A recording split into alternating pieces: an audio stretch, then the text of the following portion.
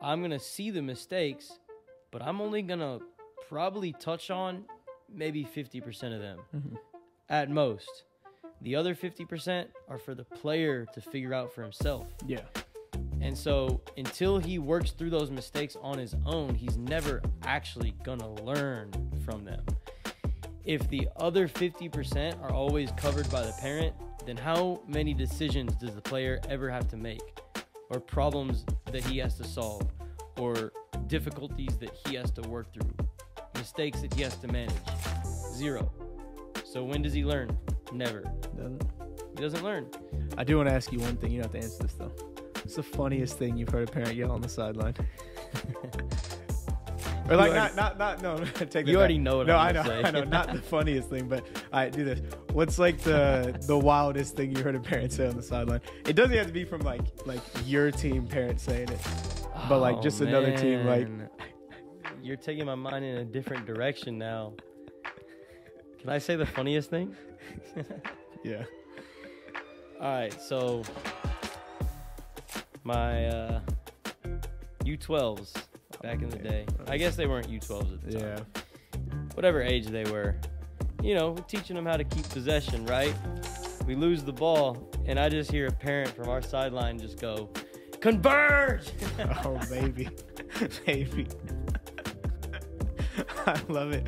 And like, the thing with that as well is it's like,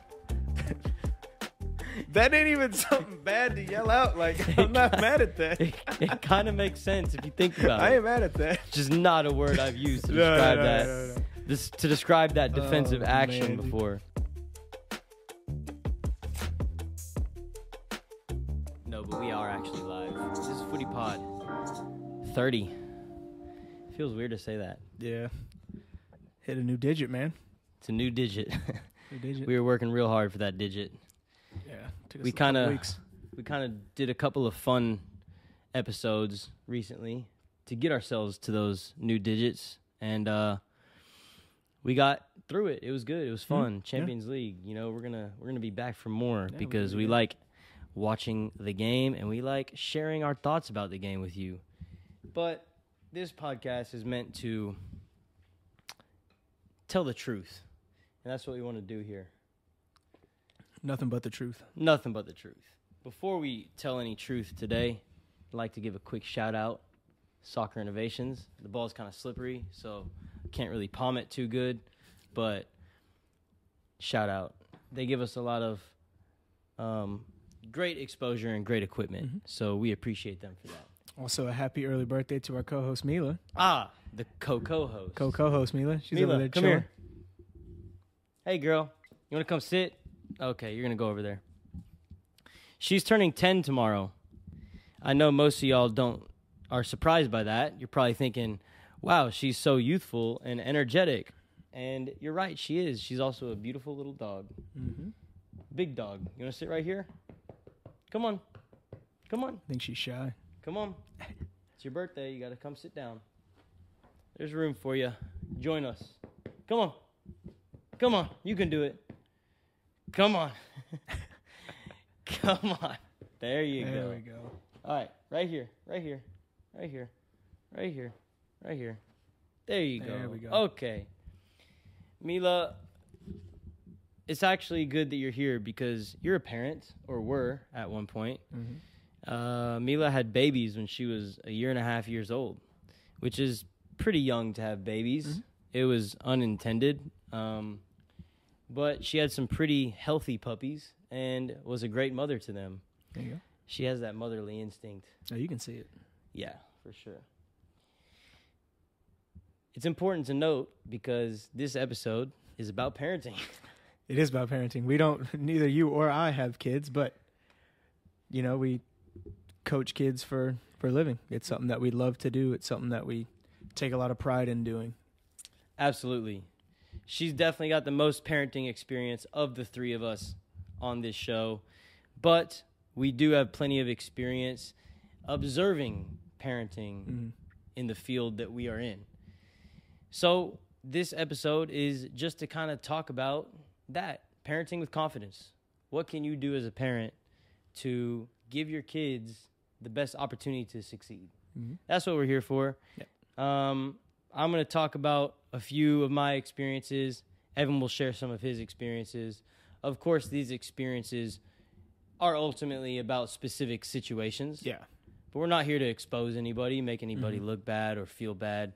So don't take this the wrong way. This is just to shed light on knowledge and information that we have on our side of things as coaches, and have a conversation that I think that a lot of parents don't have the opportunity to really hear.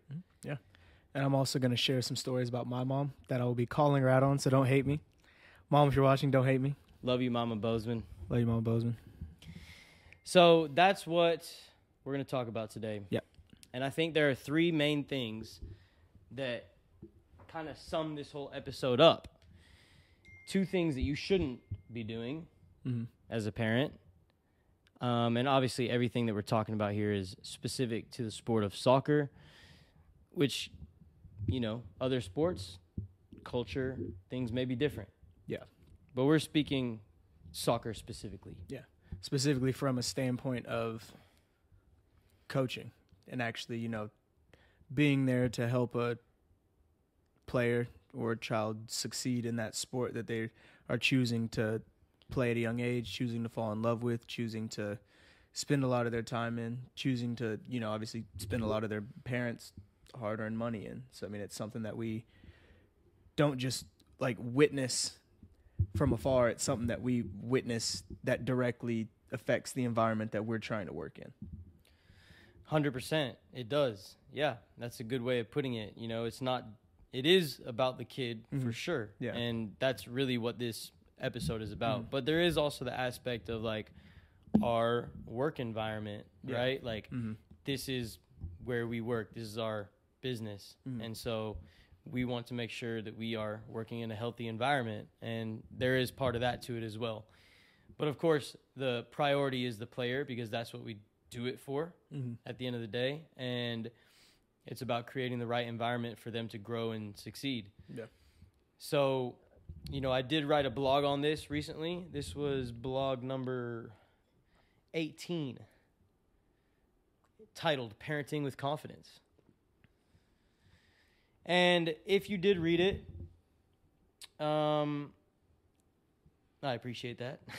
Yeah. Because I don't know how many people are. Well, I do know, actually. We have analytics on that, so I do check. Yeah. And also, if you don't, we post them, you know, every Tuesday. Doesn't take any more than a minute of your time to go and look at. Just go and give it a like, Yeah. you know. I mean, it's just something you can kind of start your day with. It might not directly correlate with what's going on in your life, but you can always find things to help out from stuff. So, and I also, think we do a good job at them.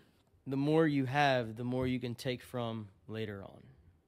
So even if you're not going through that experience, you might later on. And it's important to kind of just try to learn from other people. And that's what we're doing here. We're just trying to share, and you can take what you want from it. But this blog that I wrote, if you want to go back and look at it, it's on our website, footyfactory.us. Let me just read it for you. No, that'll take too long. We're just going to talk about it. Yeah, that'll work. We'll link the blog. We'll link it. So, at the end of the day, like I said before, there are two things that I think are things as a parent you just shouldn't do. Two main things. Of course, you can break those down even further, and there are a lot of, I guess, things that you just shouldn't do that fall in those two categories. But the main ones are, you shouldn't be coaching your kid, and you shouldn't be the direct point of contact with your coach. And I'm speaking at higher levels here. Of course, when we're at U8, U10, U12, the parent needs to be the main point of contact. But once they get a little bit older, it's really, really important that these players start to understand how to have those conversations with their coaches on their own. Because at the end of the day, they're the one that needs the information. Because they're the ones that are performing on the field. So you don't need to be the middleman between them. You need to let them kind of take on ownership of their own careers, We're going to talk about both of those things. And then we will talk about one thing at the end that really should be the only thing you are doing. Yeah. So, coaching from parents. This one is really funny to me because, you know, and you hear coaches talk about this a lot, right? Like, it's the one profession where you're getting paid to perform a service, and the client that is paying you for that service tries to come in and tell you how to do your job, right? It's the only job where that really is the case. Yeah, it's not like you go to Subway and get a sandwich and you jump behind the thing and make their sandwich tell for them where them. to put the stuff. Yeah, Exactly.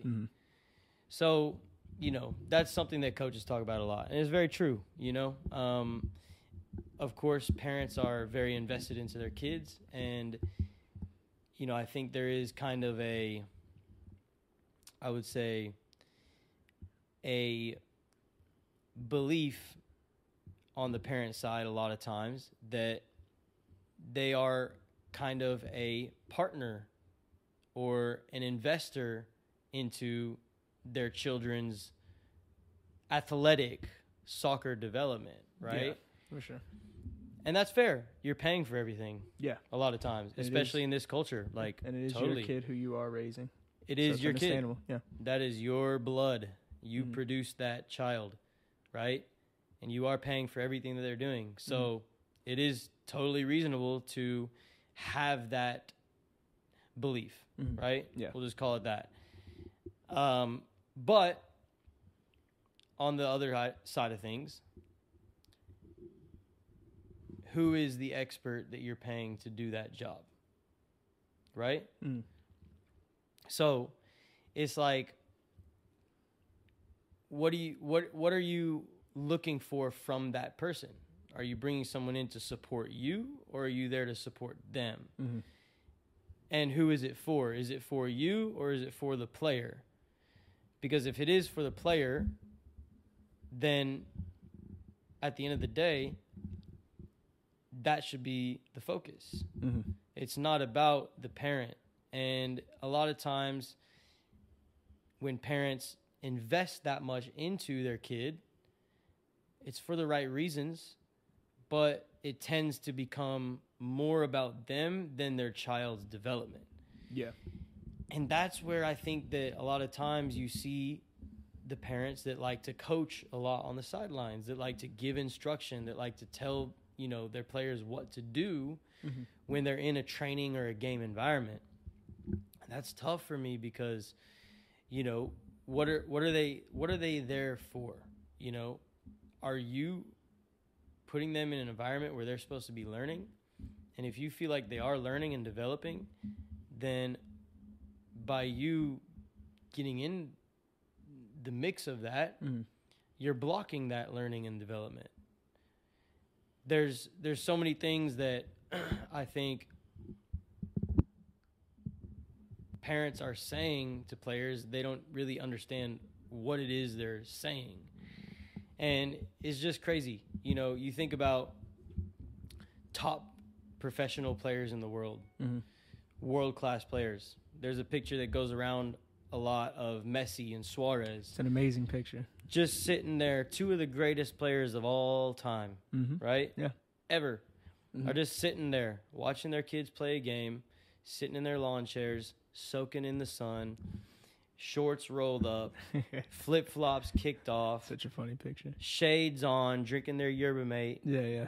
And just enjoying the moment and letting their kids' coaches coach, letting them do the job that they're supposed to be doing. Two of the greatest players in the world. Yeah. And obviously, I mean, if they have things they probably say they don't agree with, or if there's other things they might want their kid to do, and they know that that's not the place to share those thoughts. Yeah. Exactly.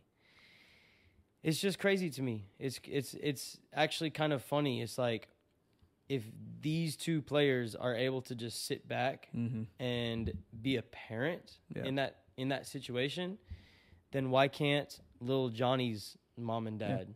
You know, we have little Johnny who's under 12, and his parents are yelling at him, coaching on the sidelines, and they think that they can do that, just because they played, I don't know, high-level baseball or something. Yeah. It's like, it's not even the same thing. Not at all. Mm-hmm.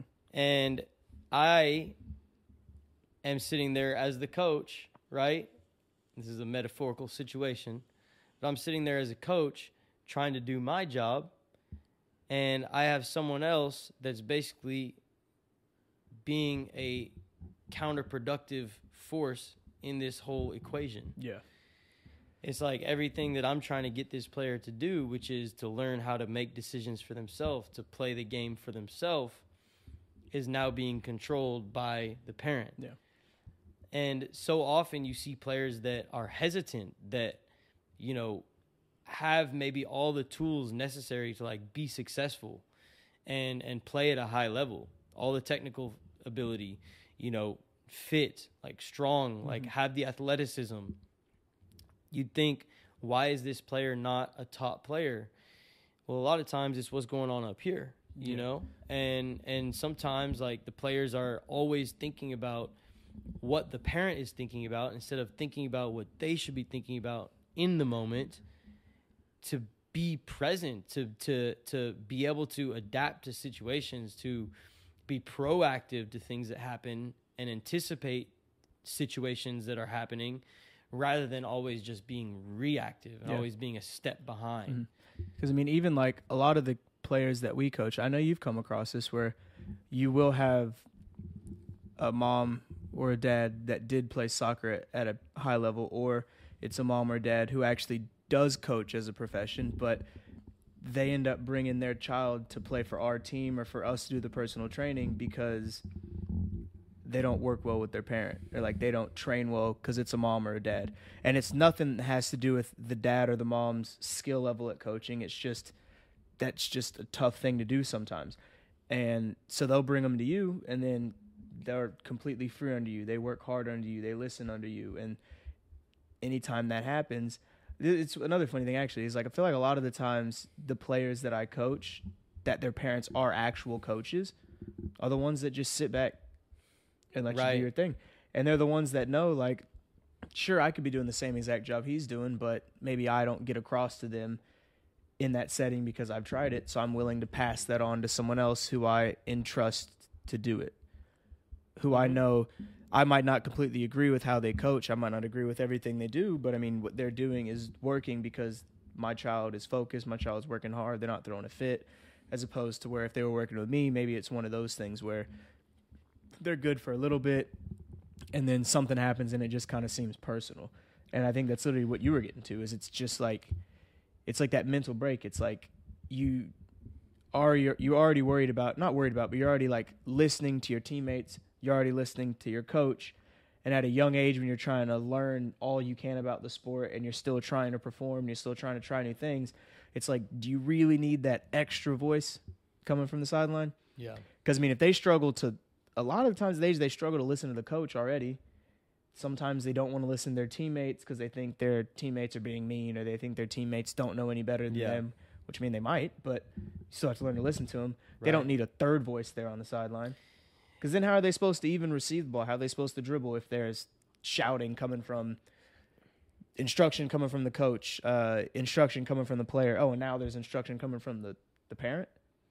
It's very distracting. Yeah. It's very distracting. And, of course, once you get older, you're going to have distractions. Oh, yeah. You're going to have fans. Stadium full of people. Chatting to you the whole time. Yeah. But we're talking here in, with this part, we are talking at the foundational level during their developmental phase. When they get older, they learn to tune that out. But at that age, it's so, so important that players have the freedom to play for themselves, because that's the only thing that matters. And it's funny you mentioned the coaches thing. It's like it's so true. Yeah, a lot of times coaches' kids or players that have coaches as parents, they are the ones that are at the games that are the most quiet.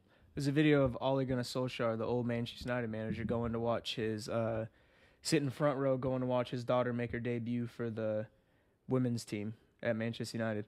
And it's the guy that literally coached the men's team. The men's team. You think he's there shouting stuff at her? No. I doubt it. You just sound ridiculous. He's probably cheering for the team like they all are. He's chanting for the team. He's like applauding stuff. He's probably saying stay on side. He's probably saying make a run.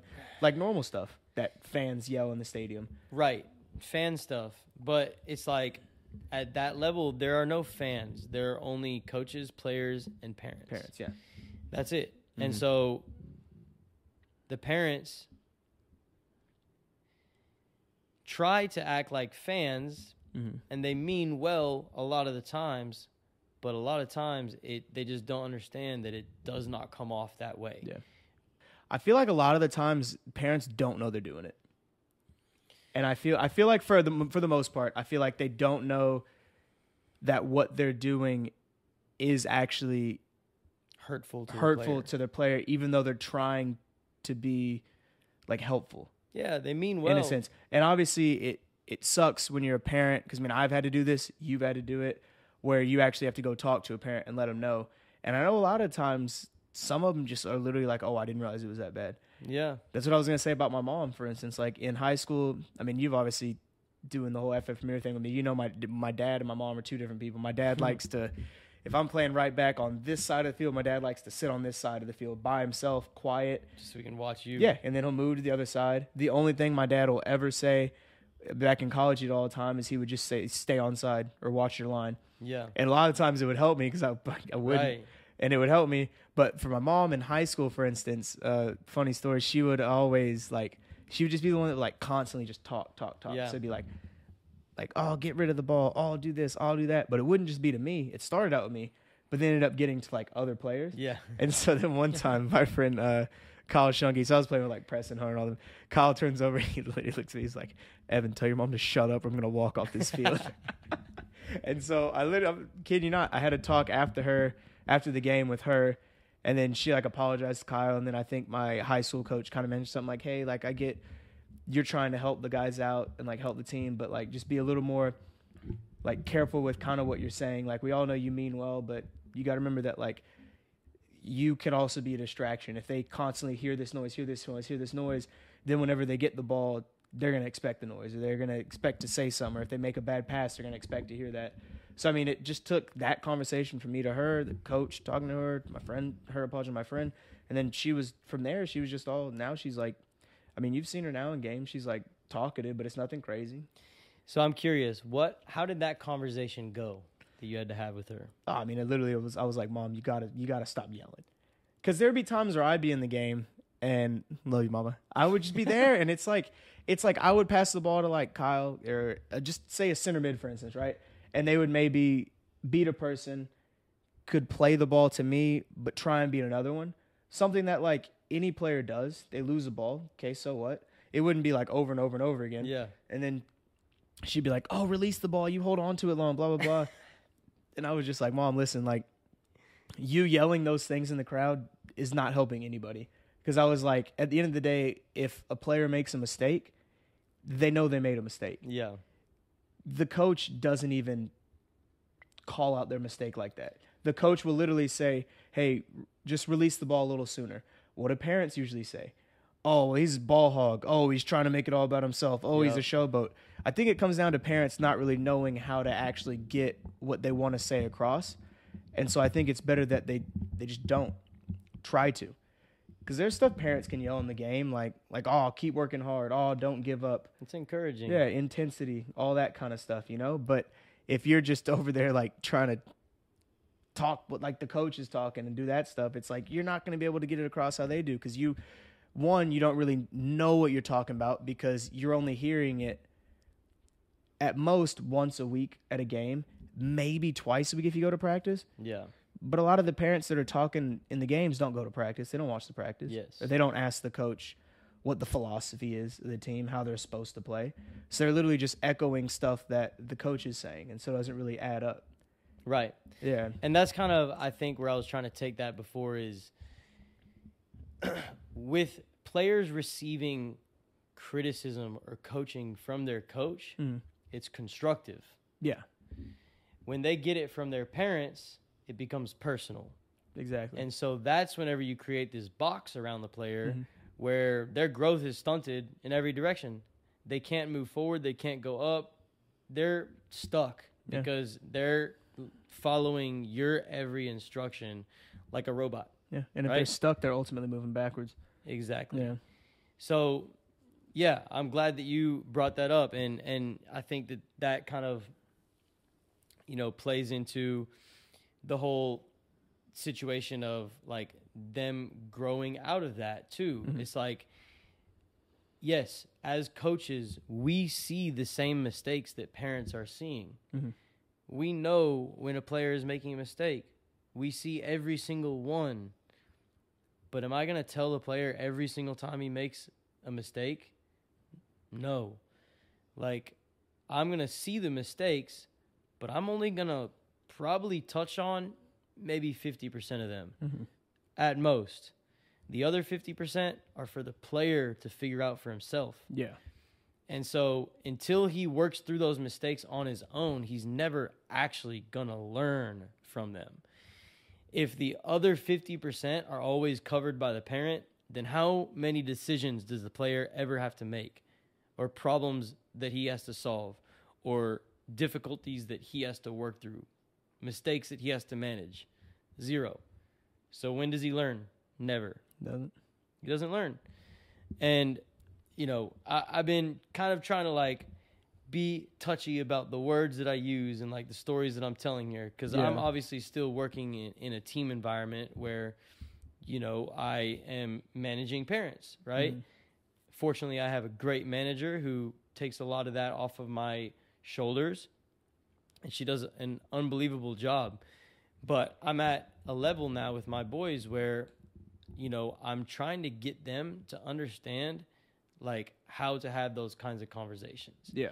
And so, there are obviously some who have let their player play on their own for quite some time.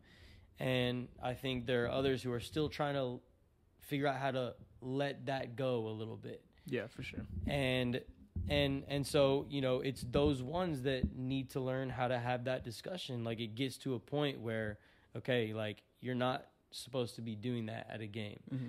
It's like you said, players know what they're doing at that level.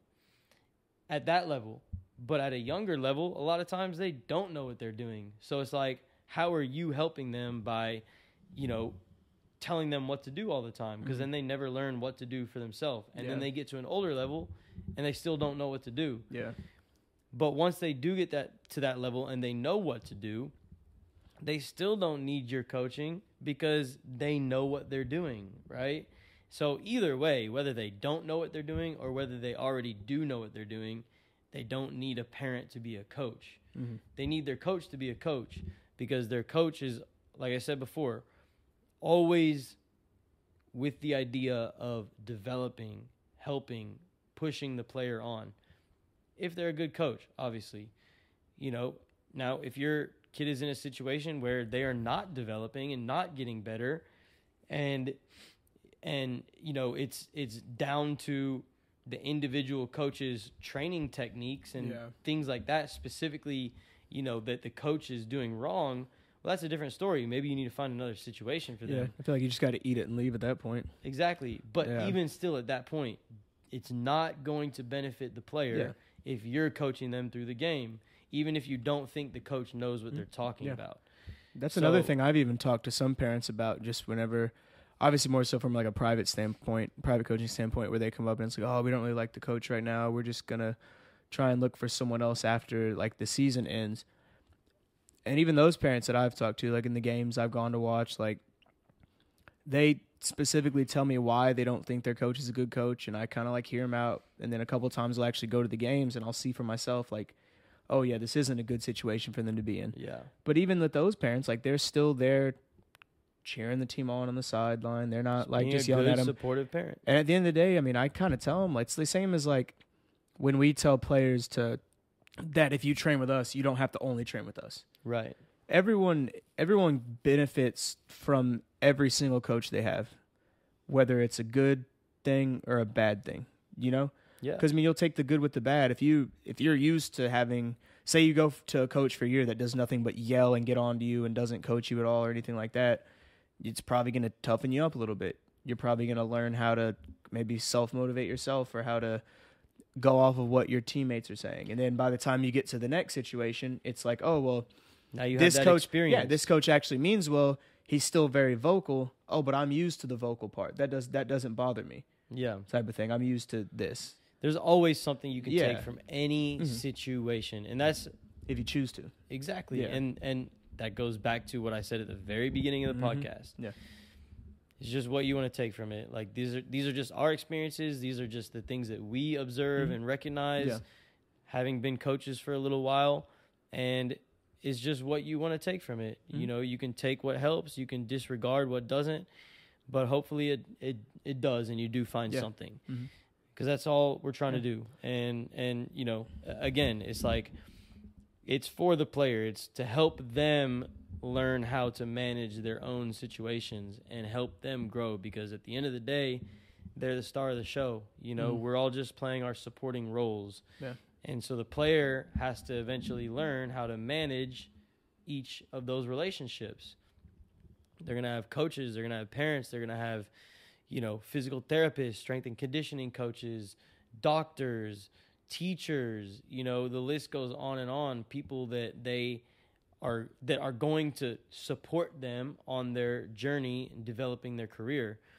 And the only one that knows the whole story is the player.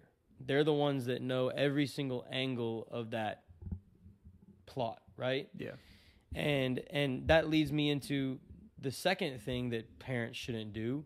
It's managing the line of communication with the coach when they get to a higher level. Yeah.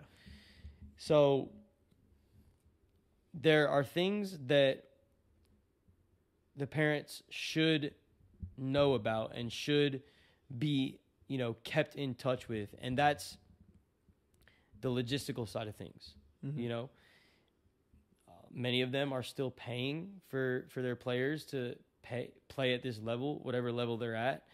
You know, they're driving them to practice, they're driving them to games, they're taking all of the care of all the contracts, the legal stuff. You know, they do all the registration, they pay for the uniforms, they coordinate everything, right? And that is their role as the parent. That is their job as the parent.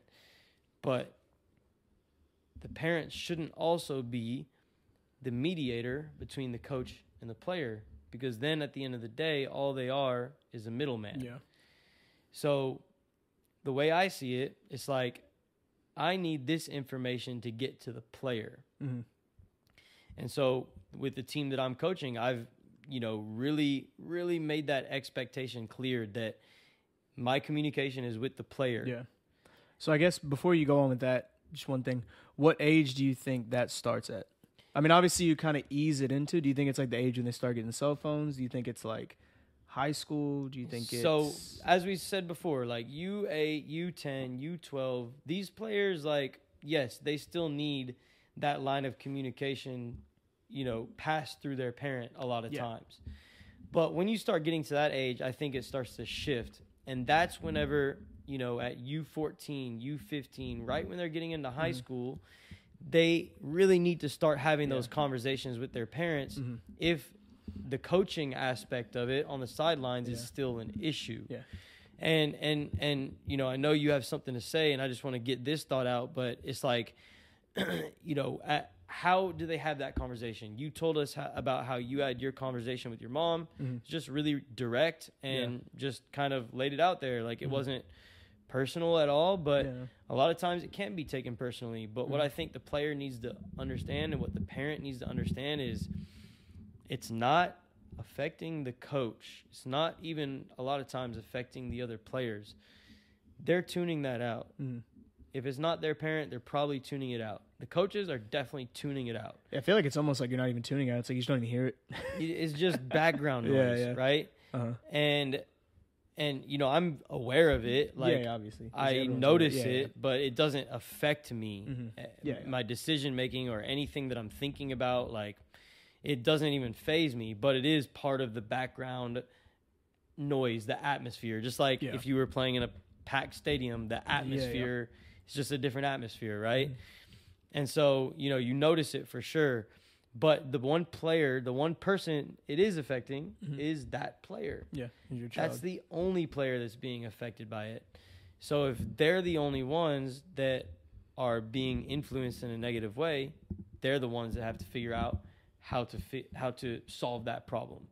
And it's on them to then go and have that discussion with their parents, but do it in a way that, you know, communicates clearly what it is they're looking for from their parent. Yeah. And that's when I think you make the transition then to having that full player to coach relationship. Because I was even going to say one thing that I thought you did a really good job at helping me to get was even with like our, probably the last year we had LSR, when we had like the U13s and the U14s and U12s, it was like obviously it's at that age where half of them have cell phones, so half of them have the team snap, half of them don't. But if a player couldn't go to practice or they needed to talk to you on the phone, they didn't have a phone, but you'd want the player to call through the parent's phone. Right. Or you'd have the player text from the parent's phone. Now, obviously, I forgot we did that. Yeah, now obviously the parent would occasionally have to say stuff like if something happened or like if they obviously messed up and had to get them there late. But more often than not, it would be like one of the parents calling you or calling me, but then it would be the boy, for example, on the phone like, hey, I'm running 10 minutes late to this, just want to let you know, or hey, I'm not going to be here at this type of thing. And I thought that was a good kind of way to get that communication kind of going through. Yeah, and just starting at level 1, you know what I mean? Like simple stuff. Like obviously they don't have cell phones, so they can't hit you. Just basically teaching them how to take ownership of what they're doing. If this is their career, if they really want to play at the highest level, then they got to be the ones to manage those relationships. So a coach relationship is different from the parent relationship. The coach and parent are not partners in the development of the player. They each play a different role, much like a doctor plays a role, much like their physical therapist plays a role, their teacher plays a role, their siblings play a role, their teammates play a role, their team managers play a role. Everyone plays a role in this player's development. It's not that those supporting actors in that player's movie are working together necessarily, but it's the player managing the relationship and interconnecting that web. Yeah, exactly. And I think that's the main thing that like should be understood and taken from this is the player is in the middle of that web and we're all just around the player in trying to support them. Exactly. So, you know, with that said, I think that once they do get to high school age, freshmen, sophomores, that relationship should be completely coach to player. The only thing the parents should really like be hearing is, you know, where they need to be, what time, you know, in some cases, like the financial side of things, like depending on the level that they're playing at and whatnot. You know, that is their job at the end of the day until they get through that, right? They basically have 3 more years, 4 more years where they have to support that. Then they go pro or they go play in college or they stop playing entirely. And then their role in that player's development has been completed, right? And so, you know, with that in place, the player can really, like I said before, take responsibility, take ownership of what they're doing. I think that, you know, with a lot of times, like, parents still try to get in between. And like we said before, the only person that really knows the whole story, the whole picture, is the player. So if, as a coach, if I'm always trying to filter communication through the parent, how much of that is getting to the player? It's like that telephone game you played as kids, right? You send a message through one person. I want to go to the dog park, and by the time it gets to the last person, it's something like walking a shopping cart or something like that. Yeah. It's completely random. It makes no sense. Yeah. So if my communication needs to get to the player, Mm-hmm. I'm going to give it to the player. They're the ones that need to know. Even when we were working with the U12, U13, U14, it's like, you get a call from a parent, like, wondering how their kid's doing. Why isn't their kid playing this position? What's going on here and here and here and here and here? It's like you just dread those conversations because it doesn't benefit the parent. It's supposed to benefit the player. Yeah. So that's a conversation I need to be having with the player. And if I've had that conversation with the player, then as a parent, you should be talking to your player if you want that information to see how much they retain from it, right? But if I'm telling you something and you're expecting to pass that on to your player, well, they're only getting part of the message, the part that you understand. Yeah. And a lot of times, when they start getting to this level, they understand more because they're in the training environment. They're hearing it. They're, a part of it. And they're the only ones that see every side of the coin. Yeah. I'll ask you something. Is there, just because I have a story that I'm going to tell that I don't think a lot of people know about, is there an instance where you think a parent would be able to come and talk to you that you think would be better if they talked to you about it and if maybe the not? parent talked to me instead of the player? Yeah, instead of the player, yeah. Can you think of any instances? I mean, it's got to be like emergencies, like family emergencies, like life things that are happening. Yeah. So, for my parents, like, I want to have relationships with them. Yeah. I want to know my parents. I want to be friends with them and build that bond because I'm trying to build the same bond with their player too that lasts forever. But the bond that we need to have needs to be about life, and soccer can't be a part of that at all. Yeah. Because then there starts to be that tension and that is not the kind of relationship I'm trying to have. Soccer is soccer. It stays on the field. We talk to the players about it. If you need, something explained to you about soccer, I promise your player will understand. They can tell you just fine. Yeah. And if they can't tell you, well, that's because they're not having the right conversations with me. And that's because they're not maybe asking the right questions or, doing the right things to understand what they should be able to tell you. And that's just it right there. It's like players have to be able to have those conversations with their coaches. And if parents are always doing it for them, then they never learn to have those discussions. Yeah. So it's like always like they're, they have little puppet strings on them and they're being instructed and, told what to do all the time. For me as a player, I didn't really have that kind of parental support. Yeah. Like I couldn't afford to play club. So I, had to negotiate a scholarship to play with the club team. I had to learn how to have that discussion. And at the time I was not playing club. So it's not like I was a well-known player and could easily just like talk my way into a financial aid. I had to actually like work for that. Sometimes I'd have to coordinate my own rides to practice. Like I didn't have someone, supporting from the sidelines and things like that all the time. So it's like in that moment, of course, I felt like I could have had more.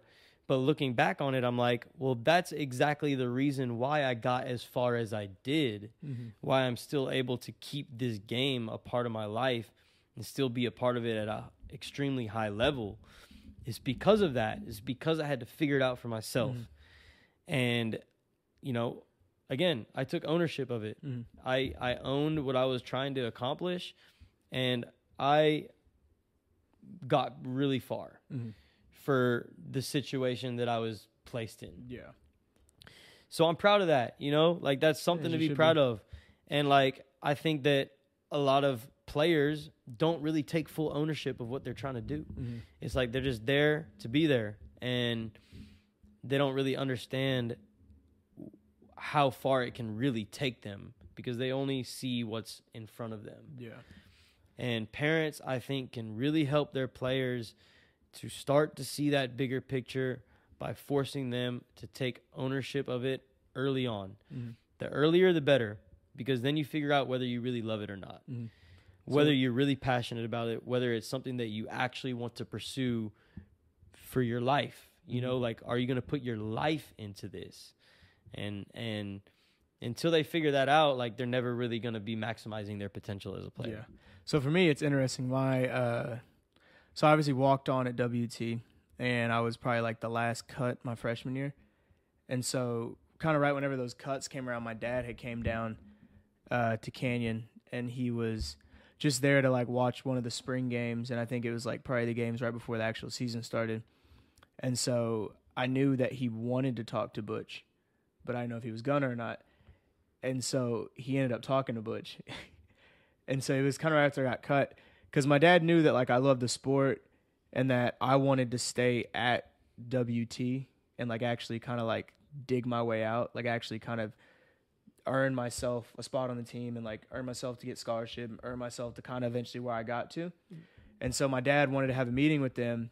And at first, I remember when he told me about it, I was kind of like, nah, don't do that. Like, don't do that. I think he was going to regardless. Yeah. Kind of what I was saying. I think, I'm not going to name names, one of the coaches at the time I don't like, he didn't think very well of it, but I could give two shits what he thinks, honestly.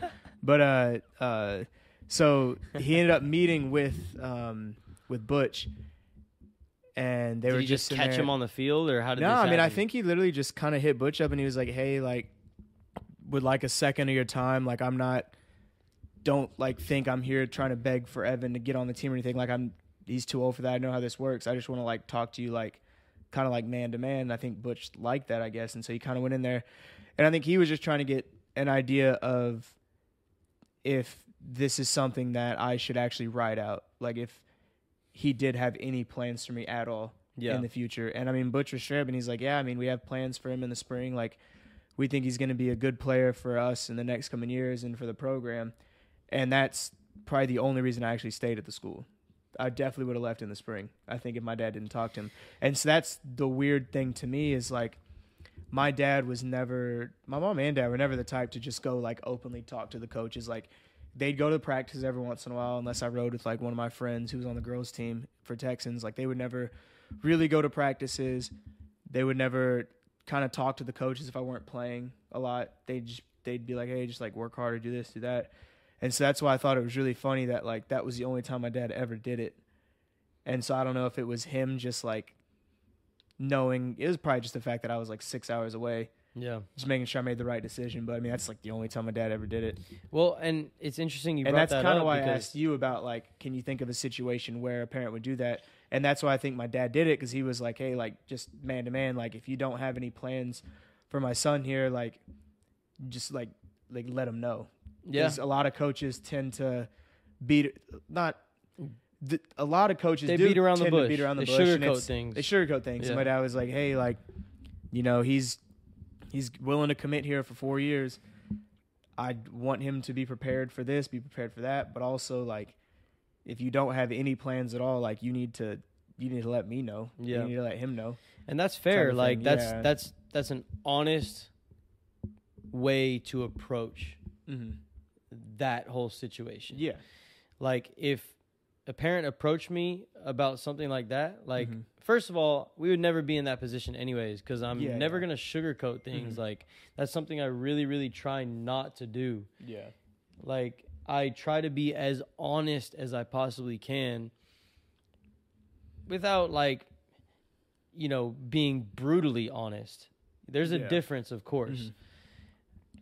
Honesty is the best policy, is the way I see it. Yeah, for sure. So it's like, I'm never going to really be in that situation to where they would have to question, you know, me like that.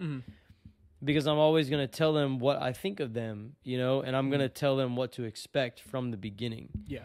So that it's clear. And if the expectations are exceeded, then that's just a bonus. But I'll never promise somebody more than what I think. For sure. Or I'll really make any promises at all. But that is a good way to approach it. Like that isn't and again, like, it's kind of about soccer, but it goes back to what I said before. If a parent wants to approach me about life, that's life. That's not about soccer at the end of the day. That's just about you making a good life decision. Oh yeah. He wanted to make sure you weren't putting yourself in a situation where you were going to be unhappy, where you were, going to be far away from home, where it was going to be difficult for you to, I mean, not that far away from home. You could have been much further, of course. But sure, yeah. like, just where it was difficult to get home if you needed to, where, maybe your academics would have suffered because you were unhappy, things like that. Like, he wanted to set you up for your future because he's not thinking of it as even... He's not even thinking of it as minutes. He's not thinking of soccer at all when he's asking those types of questions. And so those are the types of discussions that I can get behind for sure. And so, I think, like, just going back, those two things, like, as parents, there are a bunch of different ways that you can look at these things, but in general, leave the coaching to the coaches and let the player manage their own career. Yeah. Would you add anything to that? No, I think you hit it right there. But one thing that you should do as a parent, especially once you've gotten those two things down, is just support the hell out of them. Oh, man. Just be there. Just love them. Just Look at my parents, man. I mean, those are the Bozmans to a T. Yeah. But that's it. It's like, that's what you are there to do. Like, you should be, once you have put those building blocks in place, the last piece is that. It's the love. And it's like, you did your job. You prepared them to be successful. Like, you put them in a position to take complete ownership of their own career and ultimately their own life. And if you are able to accomplish that, then you are a successful parent. And that's what this is all about. Like, how can we be the best that we can be at the end of the day? Yeah.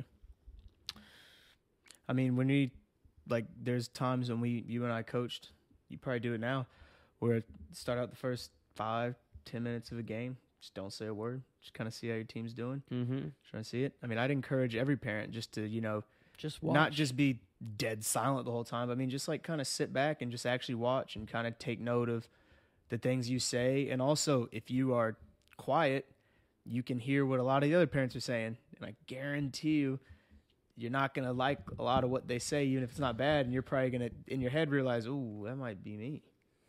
That could be something. Awareness. Yeah. Awareness. And First also, step is awareness. Man, back to the supporting thing. It's so nice, like, watching the players we coach, especially with your team, killing it right now. It's so nice just sitting back and watching them perform. Imagine when that's Sean Jr. out there, just megging two bozos, putting the ball top corner. You know that's happening. I can't Bozos just left to the floor. I can't wait to watch little Evan get his first red card, man. I'll shed a tear. It's happening. It's happening. Way too early, probably. Over under on that. Oh, man. 4 years old? 5 years old? Well, I feel like at that age it just comes down to clumsiness, Do they even give red cards at that age? I mean, you'd probably have to just swing on someone on accident. I don't know. You imagine that? Nah, but we shouldn't talk about little kids swinging at each other. We shouldn't. But no, I mean, I think that, just, kind of sit back and then just kind of watch what your kid's been doing. I mean, you don't sit in class with your kid and then sit with them when they take a test. You can't sit with them when they take the SATs. You can't give them all the answers. Don't sit with them when they're playing in the final of a tournament. Start shouting at them. That's it. I mean, it's school at the end of the day. Yeah. School. It's your favorite thing to say. Is life. Practice is what? The homework? Practice is the class time. Test, baby. Practice is the class time, the homework, watching film, homework, individual training, homework. And the game, that's a test. You can't be cheating on the test. You can't be cheating on the test. These games ain't open book. And a lot of times kids are giving the wrong answers to other kids anyways. Okay. So it's like, why are you going to listen to somebody else? Just let them listen to themselves.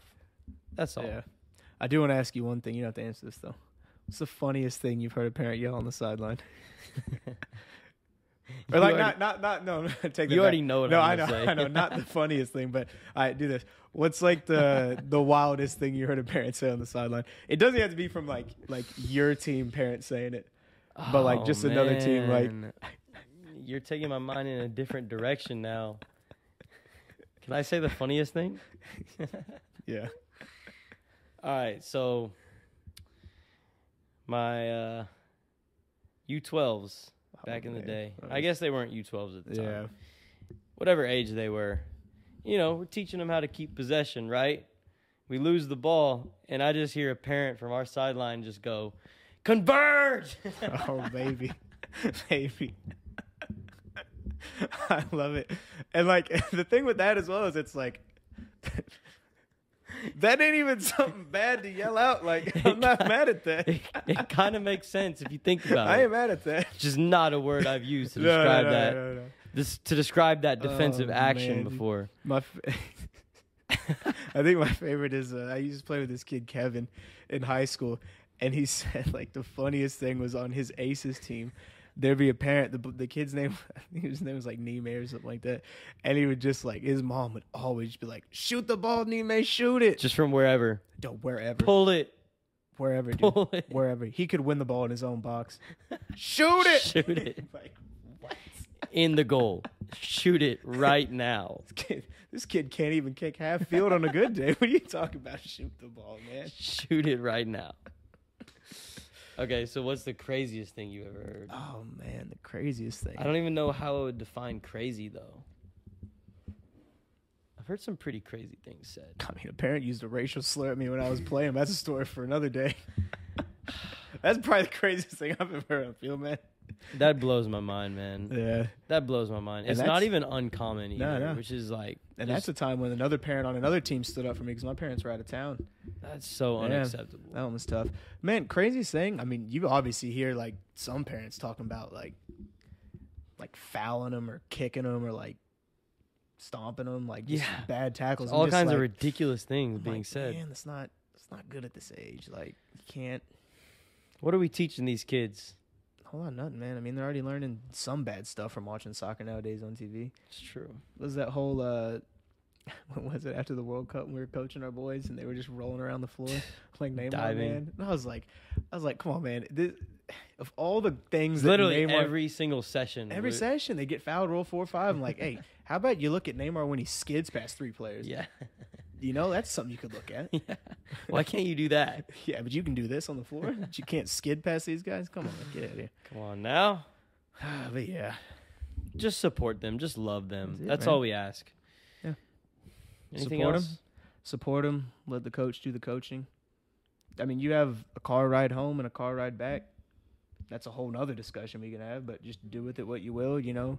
You know, and then when you're on the we side, haven't even talked about that. No, it's yeah, like yeah. I've heard a lot of people just say that you shouldn't even talk to your kids at all about soccer in the car ride on the way home. Yeah. You know, that's not really something I can speak from experience because I didn't really get that as a player, and obviously I'm not in the car on the way home with the players. Yeah. So I couldn't really speak on that, but it doesn't seem like a productive thing to do either. I would say the main thing for a parent on the sideline, instead of coaching, just stay positive. If you see someone on, it doesn't even have to be your kid. If you see someone tracking back or putting in a tackle, cheer for them. If someone takes a shot and it's off target, good try, good shot. Someone scores a goal, cheer as loud as you can. Someone misses the shot, get the next one, you'll get the next one. Yeah. Because, I mean, I can think of back when I was playing at that level. Like, a lot of the times when you track back and you make a big tackle or you complete a pass or it's a good effort on goal, hearing not only your coach, your parents say it. Yeah, your parents and the players saying it, you know, it boosts your confidence. Yeah. You don't need to hear someone on the sideline, why are you kicking it like that? No, man, just say nice try, next one. I'm glad you said that because that is the main thing here. It's like, and that's how you be vocal from a sideline as a parent. Yeah, it's like, how can you make the most positive impact in your role as a parent? No, you can literally change the energy of a game with the way that you communicate from your sideline. Like all the things that you just said, every time you make a good play and you get cheered for it, it boosts your confidence. Yeah, it lifts you up. It makes you want to do another good thing and another good thing and another good thing. Yeah, you'll make some mistakes along the way, but eventually you'll be making more positive actions than negative actions. Yeah. So as a parent, you can influence the game on a much, much deeper level than you realize by just staying positive and just being a cheerleader, cheering. Not even like you're not a fan at the end of the day. Like that's not your job. You're not a fan. A fan sits in a stadium with 50,000 people cheering, chanting, talking to the refs, talking to the opposing team, like trying to create a ruckus environment for their club. You're not a fan. You're a parent. You're a cheerleader. You're a supporter. And if you approach your role with that kind of mindset, I mean, you're going to lift your player to a whole new level. It's a given. It's a given because they have the backing they need to go and achieve something great. And no one ever achieved anything great without a little bit of backing, a little bit of support. Exactly. I'll leave it on a joke, but it's not really a joke. The only time you can coach your kid on the sideline, or any kid, is if they're offsides, like 5 times in a row, and you just want to shout, "Stay onside." That's the only time I'll allow it if I'm coaching on a sideline. Hopefully, if they're getting offsides 5 times in a row, they actually understand what offsides is. And if they don't, yelling at them that they're offsides is also not going to help. Something I'll do as a parent. My dad still does it to this day. Hey, sir, you're offsides. Evan, watch your line. Evan, watch your line. There's even a couple times I look. Siri, we're not talking to you. There's even a couple times in the game I look up and I'm like, dude, I'm onside, Dad. I'm like 26. Golly. Oh, well. Well, There you go. there we go. Just under an hour, I think. Not too bad. Not bad at all. Hopefully you guys enjoyed that episode. Not meaning to hurt anybody's feelings. No. And if I shared any stories that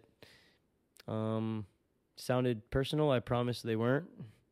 Was not my intention. No. Just sharing experiences. This is something any parent can relate to.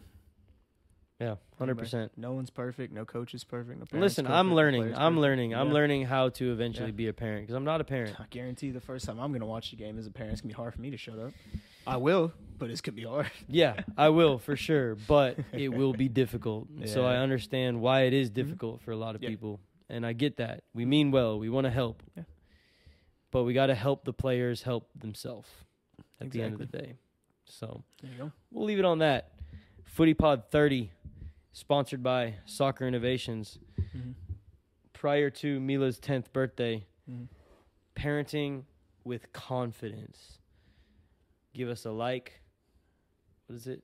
Like, follow, Like, subscribe, subscribe, share. all that stuff. Go Just Bucks. do all that stuff. Do it all. There you go. I'm Sean Afkhaminia. I'm Evan Bozman. Stay on side. Stay on side. Oh, man. Good old Don still says that.